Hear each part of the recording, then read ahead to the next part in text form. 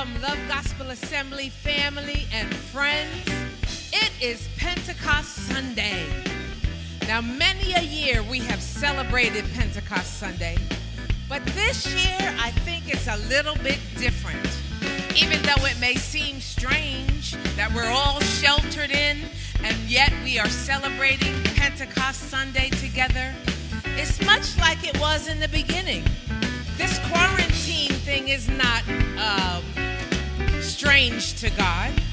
On Pentecost Sunday, all of the disciples and the various people were all together, sheltered in the upper room, waiting for the promise.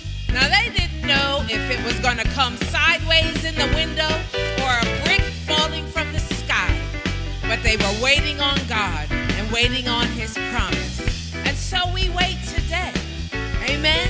We are waiting for that holy fire that God is going to send. How many of us know that God is about to do something great in the earth? And are we willing to wait? Are we willing to stir up our desire for Him to see what He will do? I am.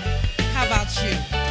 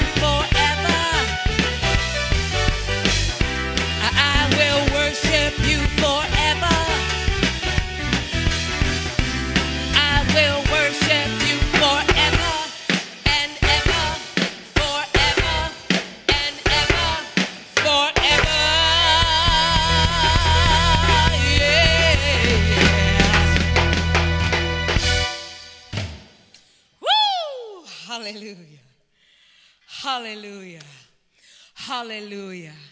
Oh, our God is good. Hallelujah. And he's an all-consuming fire. He's all about all the love and all the power and all the glory. He's a good God, and he's a perfect God. Hallelujah. He's so good. But here we are on Pentecost Sunday. Oh, they waited for the promised Holy Spirit, even as we can wait today. We need the Holy Spirit. We need Holy Spirit to make his presence known in this earth. Not just for a few, but so that the whole world will know that God is good. And he has our best interest at heart. There's no one like the Holy Spirit. He's our comforter. He's our paraclete, the one that comes alongside. He's our teacher. He's our healer. All that we need, we can ask the Holy Spirit.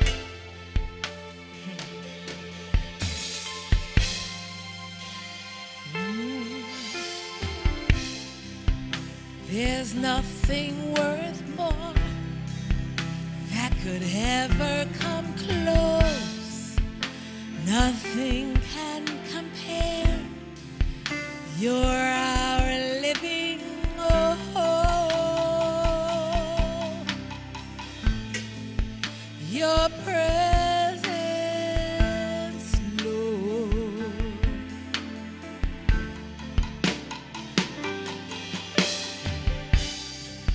I've tasted and seen the sweetest of loves when my heart becomes free and my shame is undone.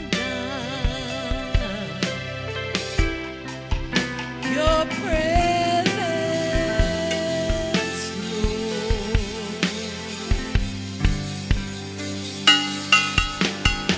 Holy Spirit, you are welcome here. Come flood this place and change the atmosphere.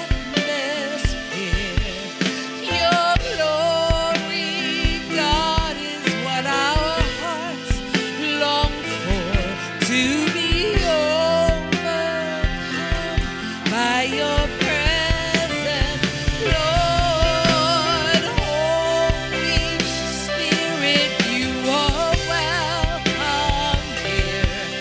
Come flood this place and fill the atmosphere. Your glory, God, is what our hearts long for, to be overcome,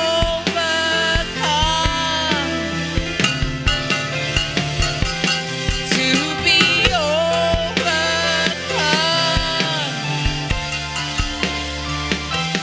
to be overcome,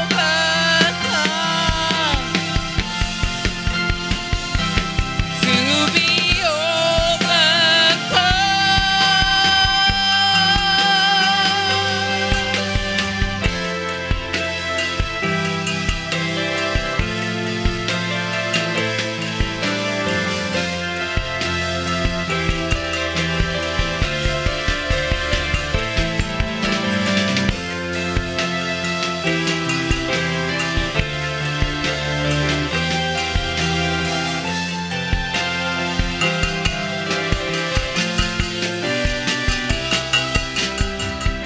Let us become more aware of your presence.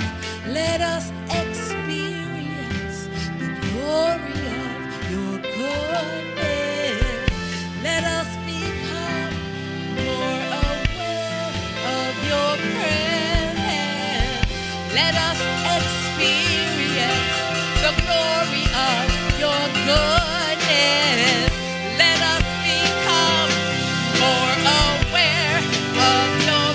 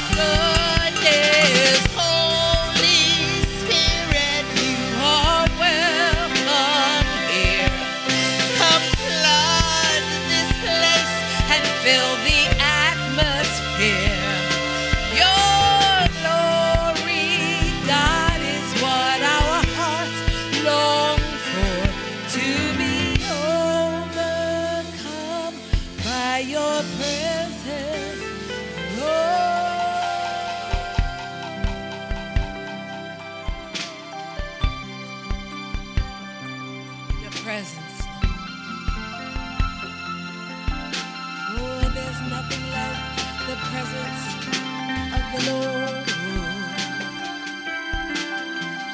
Holy Spirit, you are welcome here.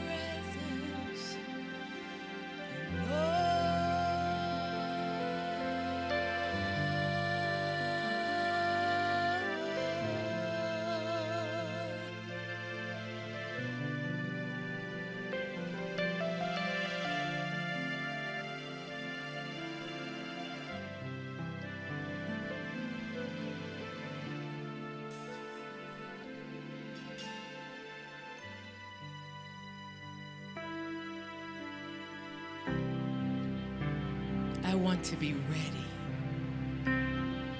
for what God is doing. This is a season that He has given us. He's put us on pause so that we could prepare ourselves for this great move of God that's coming. I want to be ready, prepared, cleansed, renewed, strengthened, restored for the task ahead. Not that I want to work, but I want to enjoy the presence of the Lord and enjoy co-laboring with Him as He does what only He can do in the earth. So let's take the time today to be prepared before an awesome and mighty God.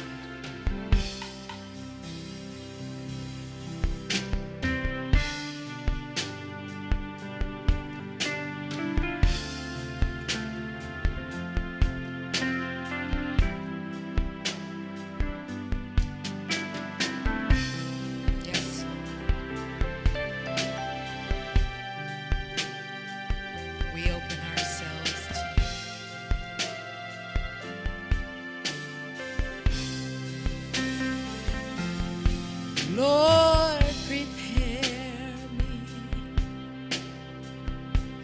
to be a sanctuary,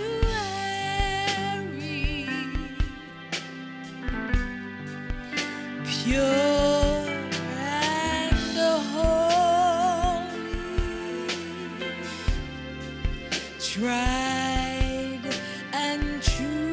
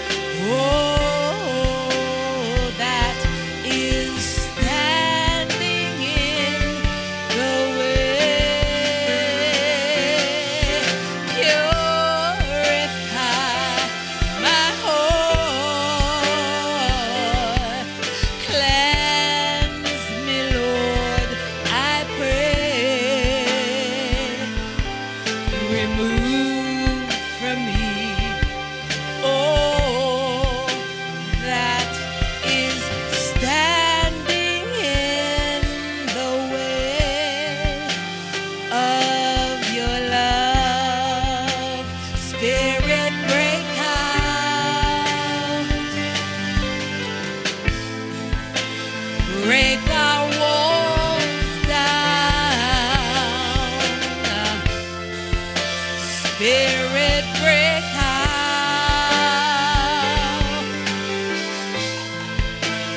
Heaven, come down.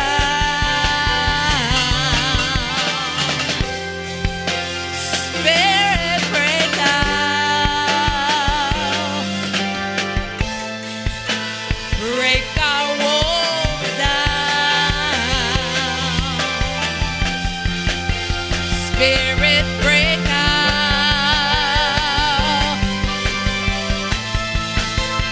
Heaven, come down. King Jesus, you're the name we're lifting high. Your glory, shaking up the earth and sky. Revival, we want to see your kingdom here. We want to see your kingdom here.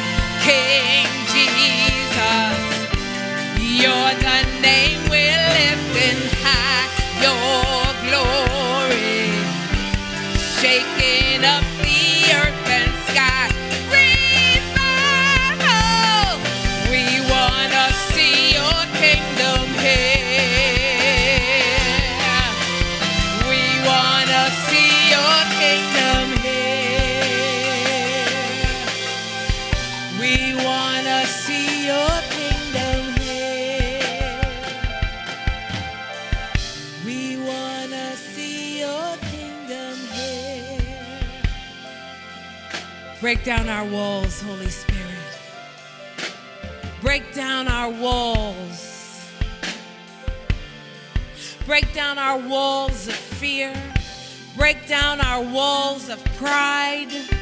Break down our walls of anxiety, our walls of infirmity, our walls of sickness, our walls of poverty. Spirit, break out. Break our walls down. Spirit, break out. Heaven, come down.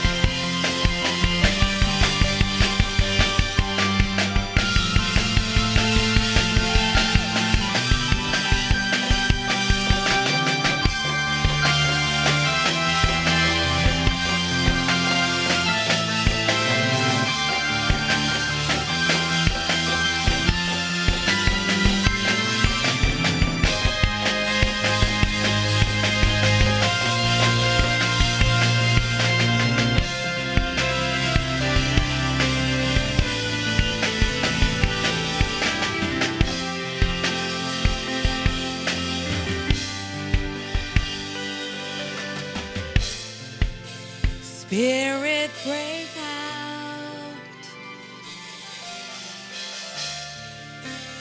Break our walls down.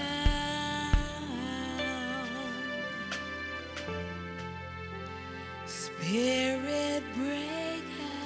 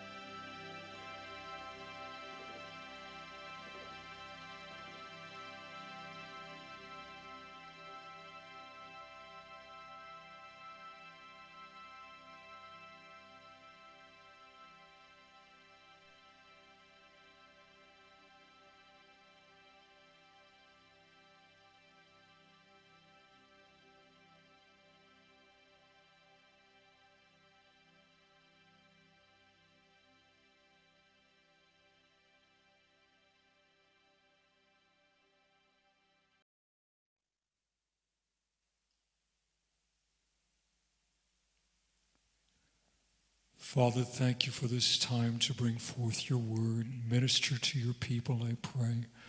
Hide me inside your Son, oh God. Let the Holy Spirit flow through your words, for they are spirit and life, oh God.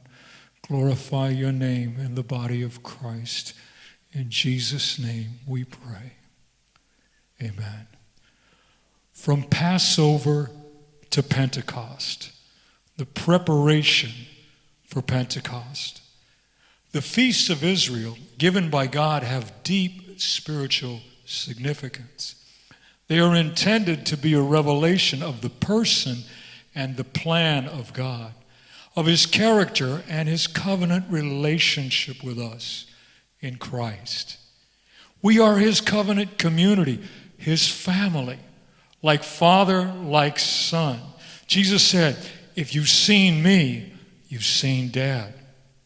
Jesus' celebration of Passover, especially seen in John chapters 13 through 17, gives us the clearest picture of the person and the attitude of Christ, the God-man, towards his Father and also towards us. It also role models, epitomizes what our attitude, action, character, quality of relationship should be towards the Father, towards the Son, towards the Holy Spirit, and towards each other. He has showed us what to be as a holy family. The Passover is not only Jesus' preparation for his personal Passover, the passion of crucifixion, it is also the preparation for his personal Pentecost in the power of his resurrection on the third day. Of course, he had prepared not just 33 years, but from eternity to be with us that day. But this Passover also prefigures our own submission to the Father by the Spirit's power as an act of our will, out of our desire for God, out of our desire for relationship with him, to honor, to obey, out of love, to draw near, to come close, to be at his feet, to surrender our wills to his because of who he is and how he is. This loving, submissive self-surrender of our will is the essence of true spiritual worship. In Passover, Christ role models worship, and the outpouring of the holy fire on Pentecost on the waiting, willing, wanting body of Christ, his church, is the sign of the Father's acceptance and approval. This Passover preparation for Pentecost is not only Jesus' personal preparation, it is the means and the role model of our own. To receive the power, we need to take on the person, to take on, be transformed, and pass on Christ-likeness, his life and his love. We can only reproduce what we are. Worship is spiritual intimacy. If there's a spiritual disease, it would be transmitted and passed on to the children conceived in that intimacy. A healthy tree produces good fruit. We can only pass on Christ purely to the extent that we are conformed to his image, surrendered to his will, filled with his person, his passion and his power as we have a pure heart. Let's read John chapter 13, verses 1 through 17, and see Jesus' Passover preparation for Pentecost. John 13. It was just before the Passover feast. Jesus knew the time had come for him to leave the world and to go to the Father. Having loved his own who were in the world, he now showed them the full extent of his love. The evening meal was being served, and the devil had already prompted Judas Iscariot, son of Simon, to betray Jesus. Jesus knew that the Father had put all things into his hands, that he had come from God and he was going back to God. So he got up from the meal, took off his outer clothing, and wrapped a towel around his waist. And after that, he poured water in a basin, and he began to wash his disciples' feet, drying them with a towel that was wrapped around him. He came to Simon Peter, who said, "Lord, you shall never wash my feet. Are you going to wash my feet?" Jesus said, "You do not realize what I am doing, but later you will understand." "No," said Peter, "you shall never wash my feet." Jesus answered, "Unless I wash you, you will have no part with me." "Then, Lord," Simon Peter replied, "wash not just my feet, but my hands and my head as well." Jesus answered, "A person that has had a bath needs only to wash his feet. His whole body is clean. And you are clean, although not every one of you." For he knew who was going to betray him. That's why he said, not everyone was clean.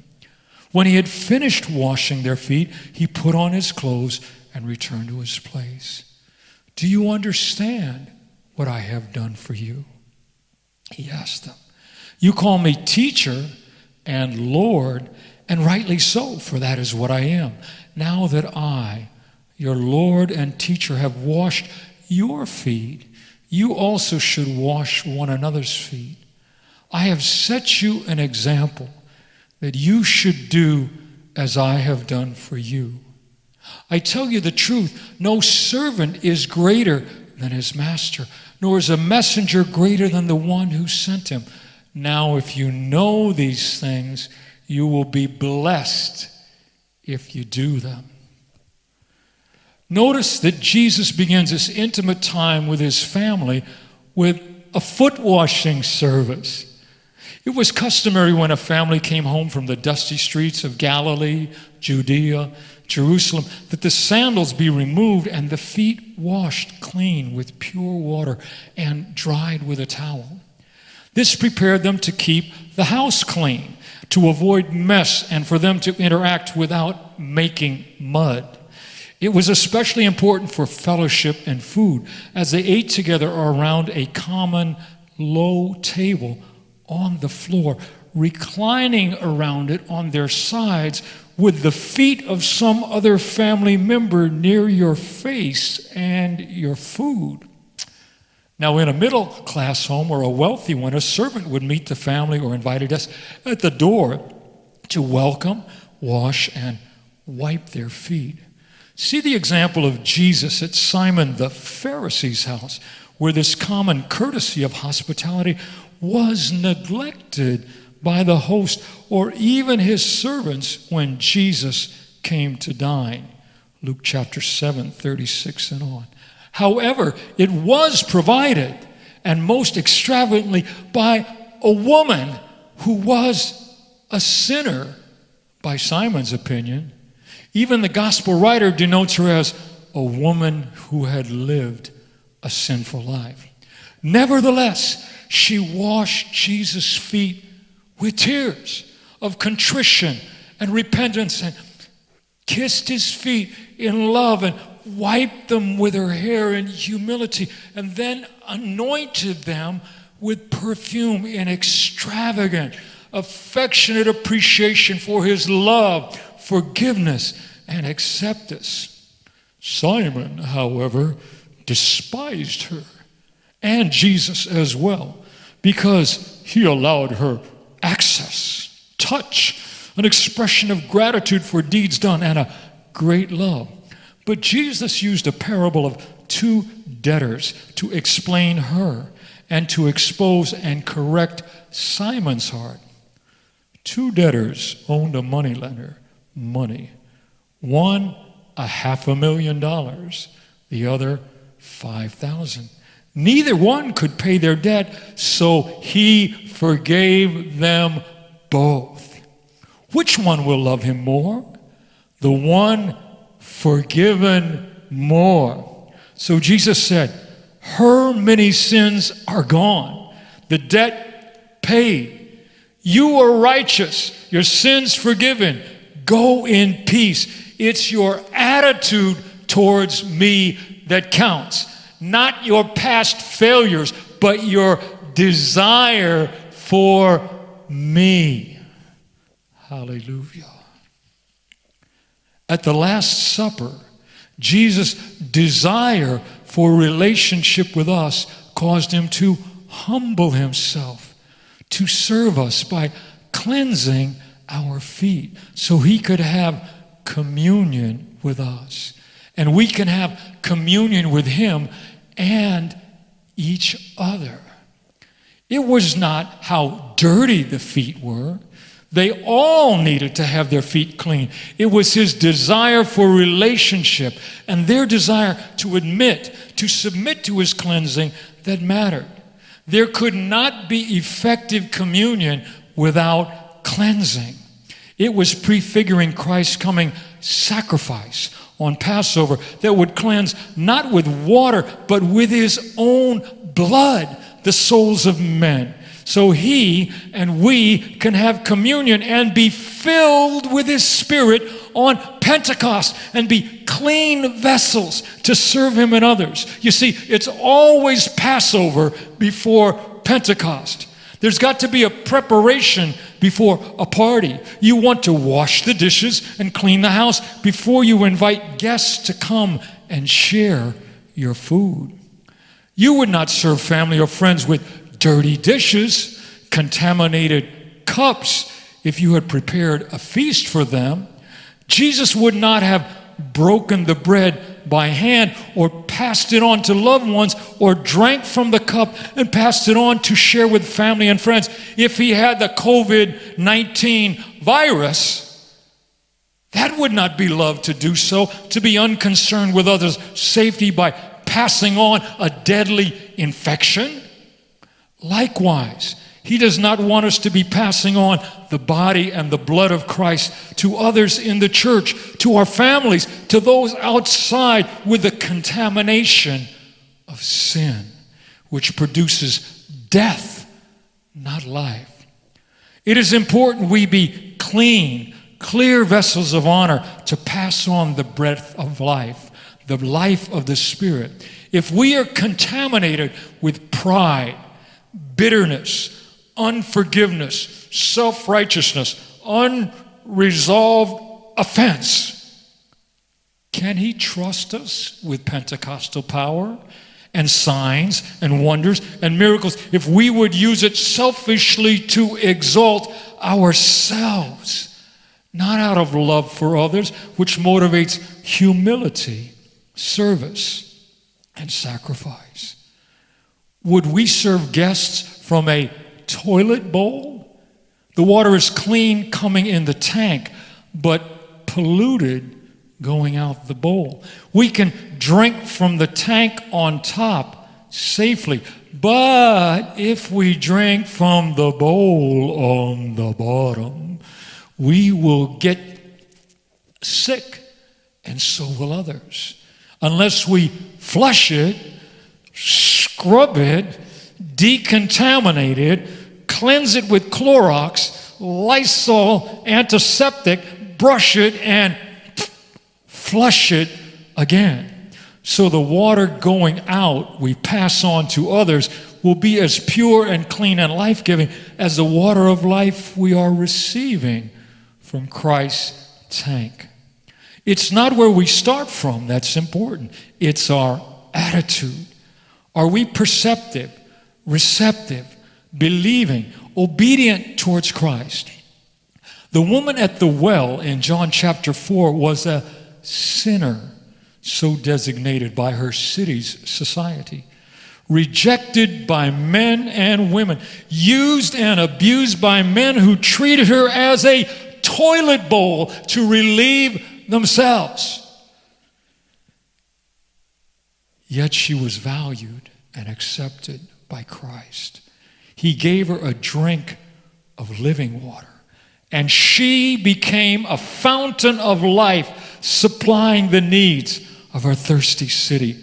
But first, Jesus needed to cleanse the vessel. She needed to see her need for cleansing in the midst of his love and acceptance of her, despite her imperfection. This loving kindness drew her to his heart, where his exposure of her sin was no longer seen as an act of accusation and rejection, but of love to purify her so he could fill her with his love and life. His love and acceptance enabled her to admit her need for forgiveness and change, and to receive the fullness and fruitfulness Christ longed to give her, and the fruitfulness he planned through her, so that she would not only be blessed, but be fruitful and multiply his life.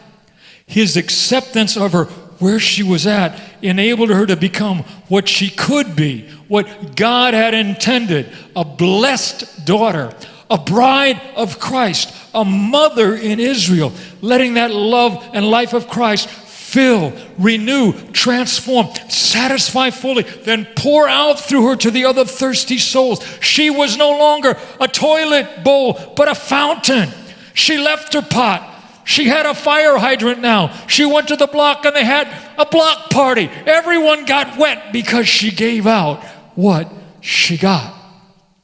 Jesus said at another feast, Tabernacles in Jerusalem, John 7:37, if anyone is thirsty, let him come to me and drink.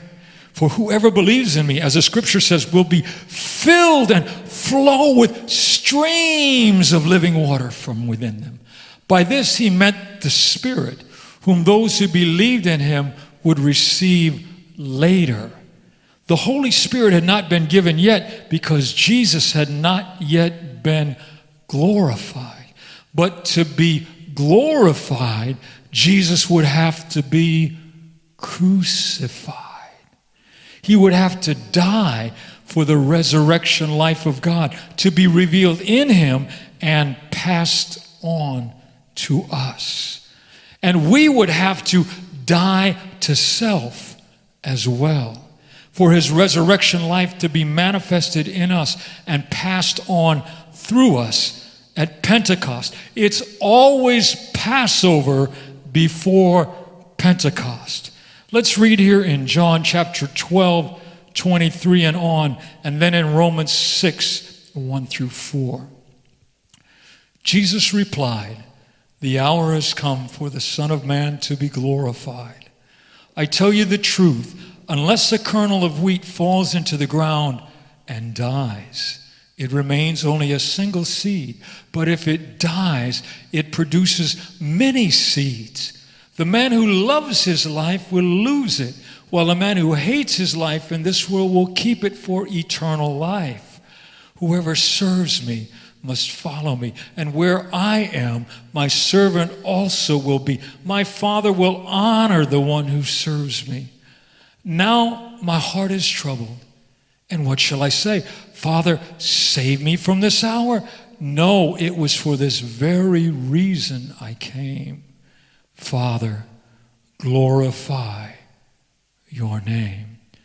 Then a voice came from heaven, I have glorified it, and I will glorify it again. Romans 6. What shall we say then? Shall we go on sinning so that grace may increase? By no means. We died to sin. How can we live in it any longer? Or don't you know that all of us who were baptized into Christ Jesus were baptized into his death? We were therefore buried with him through baptism unto death, in order that just as Christ was raised from the dead through the glory of the Father, we too may live a new life. If we have been united with him in his death, we will certainly also be united with him in his resurrection. For we know that our old self was crucified with him, so the body of sin might be rendered powerless, that we should no longer be slaves to sin. Because anyone who has died has been free from sin. Now, if we died with Christ, we believe we will also live with him. For we know that since Christ was raised from the dead, he cannot die again. Death no longer has mastery over him.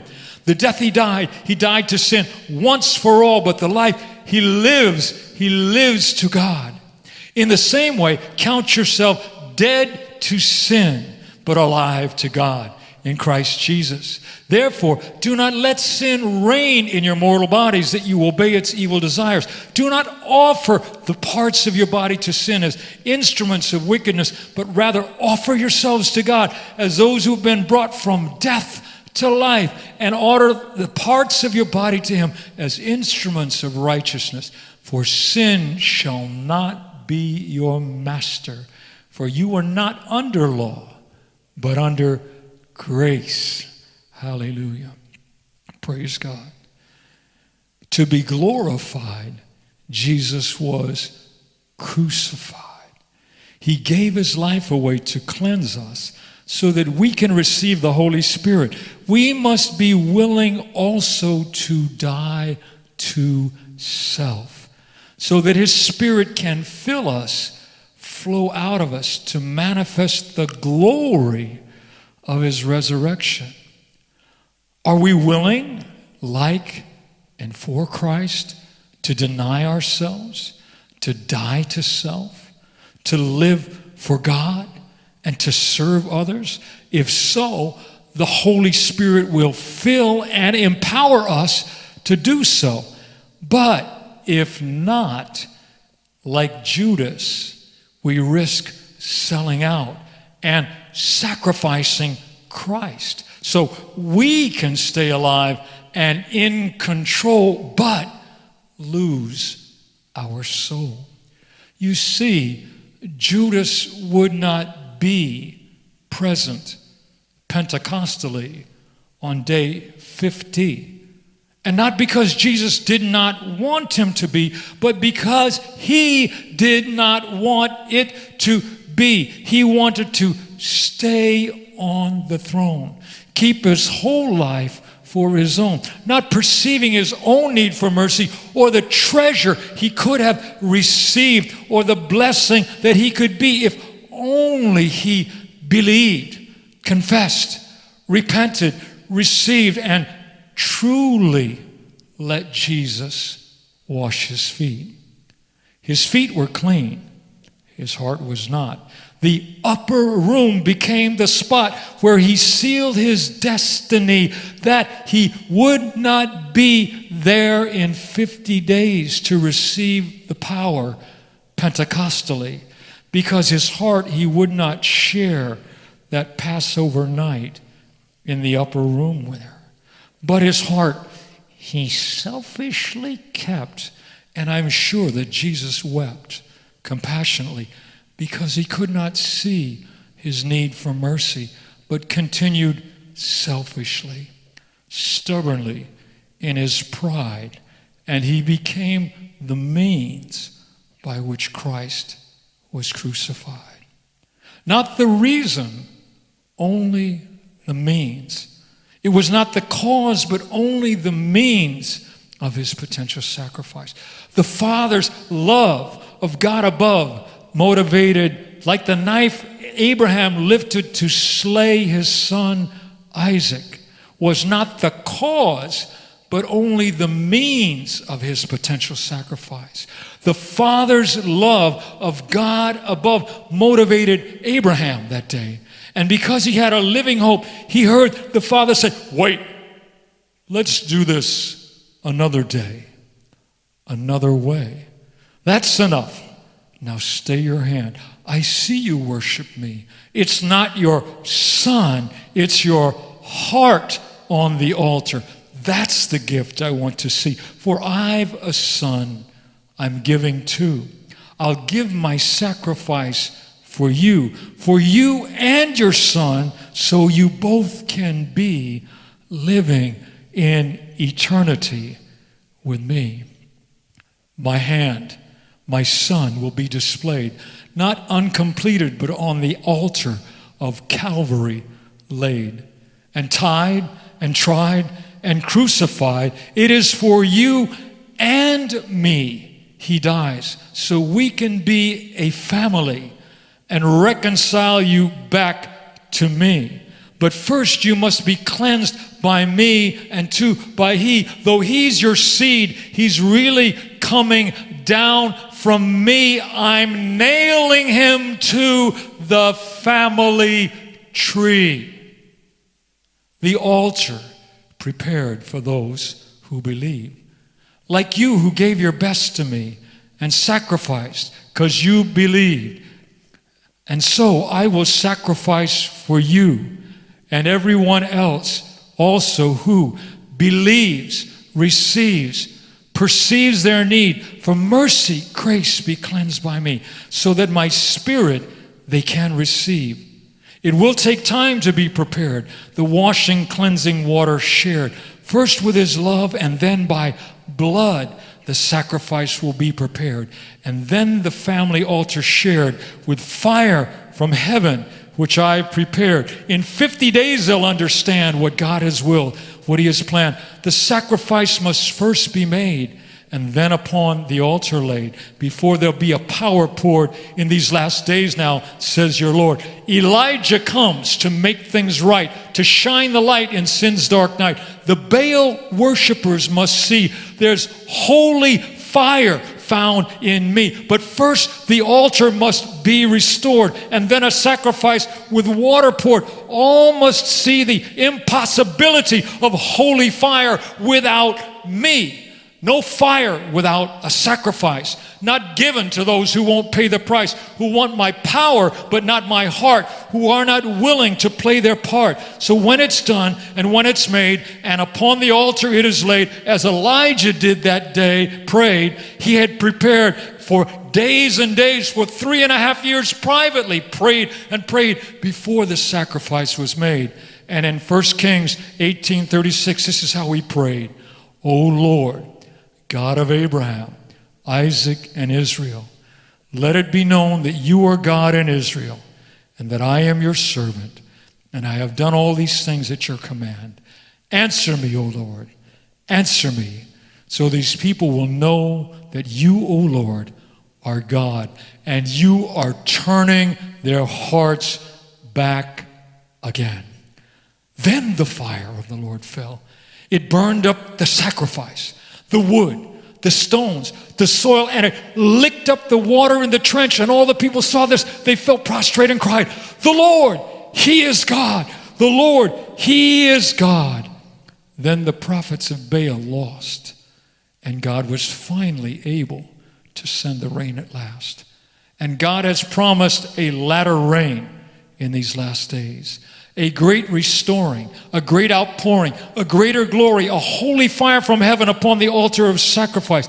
Even so, in Acts chapters 1 and 2, there is this promise of Pentecostal power to be poured out on me and you, to reach and teach all nations who will believe, receive God's kingdom, and be made new. But first, there is a preparation, a cleansing, a waiting, a consecration that God must do. For 40 days he appeared to them, commissioned them to wait for power.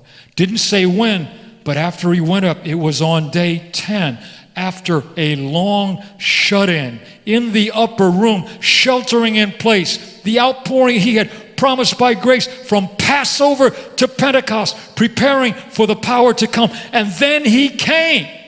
The Holy Spirit came like fire, like rain. He came down and out from heaven with signs and wonders. He filled them with his power, with his passion. They were prepared, not perfect, but clean. Their hearts were clean. Their feet was clean. The house was clean. He washed the dishes and cups, prepared the vessels to serve the Passover lamb with unleavened bread, new wine outpoured. So, in closing, do we know now what we must do? God has spoken truth to you. Will you, like Judas, say, "No way, sell out your soul and go your own way? Hold on to your life and throw Christ away?"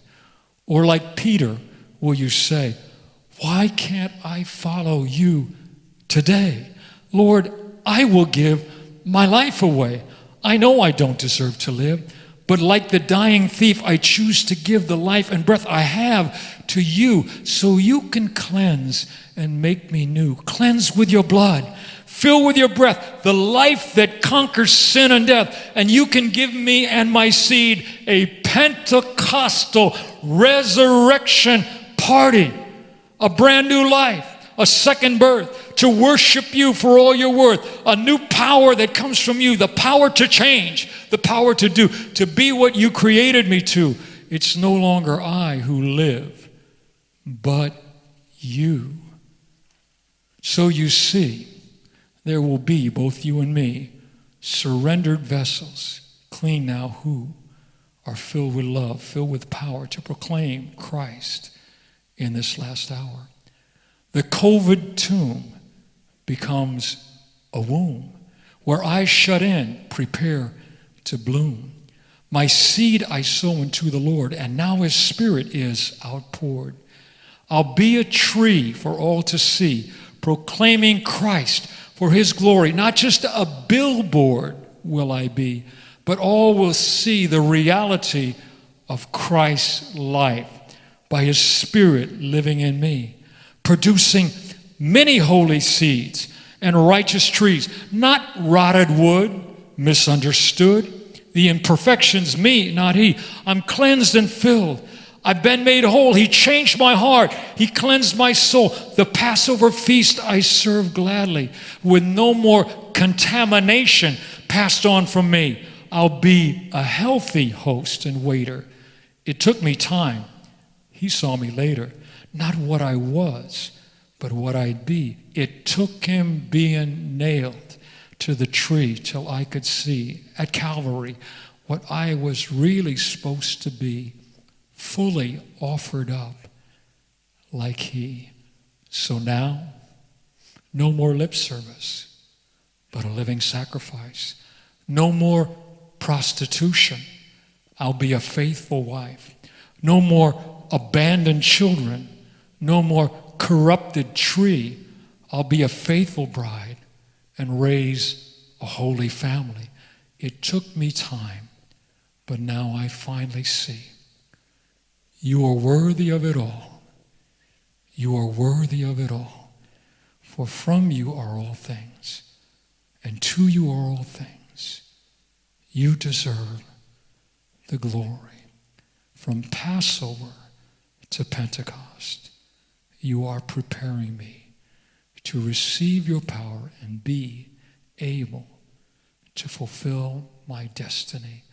No longer I, but Christ in me. Father, minister your grace to your sons and daughters. They could perceive your love and trust you with their whole life. And you could give us all of yourself and be manifested in the earth. In Jesus' name.